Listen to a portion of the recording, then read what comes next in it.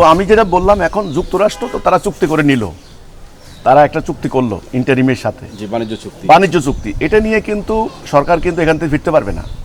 সরকার ইচ্ছা করলো বাংলাদেশকে কিন্তু আইসোলেটেড করতে পারবেন না, আলাদা রাখতে পারবেন না, যে আমরা একটা দ্বীপে বাস করি, আমরা কারোর সাথে কারো আগেও নাই পাশেও নাই, মানে কারো খাবো না কারো দিবও না, এরকম সিস্টেম, এটা চলবে না।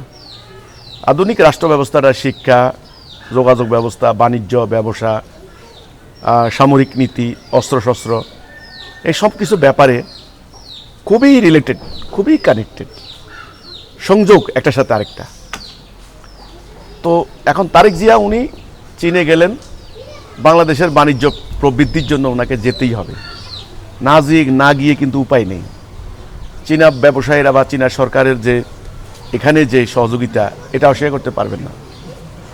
তো স্বাভাবিকভাবে এখন চীন উনি চাইবেন যে করিডোর সৃষ্টি করে দিয়ে মিয়ানমারের ভিতর দিয়ে সরাসরি ওই কুনমিন যে প্রদেশ, ওখান থেকে মালামাল পণ্য এ যদি করতে পারে, এটা আমি মনে করি ভালো, বাংলাদেশের জন্য এটা দিগন্ত উন্মোচিত হলো।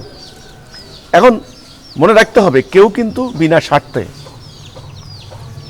স্বার্থে উইদাউট এনি ইন্টারেস্ট আপনি কিন্তু আপনাকে সুযোগ দিবে না। এখন এই করিডোর নিয়ে বিরাট আলোচনা চলছে।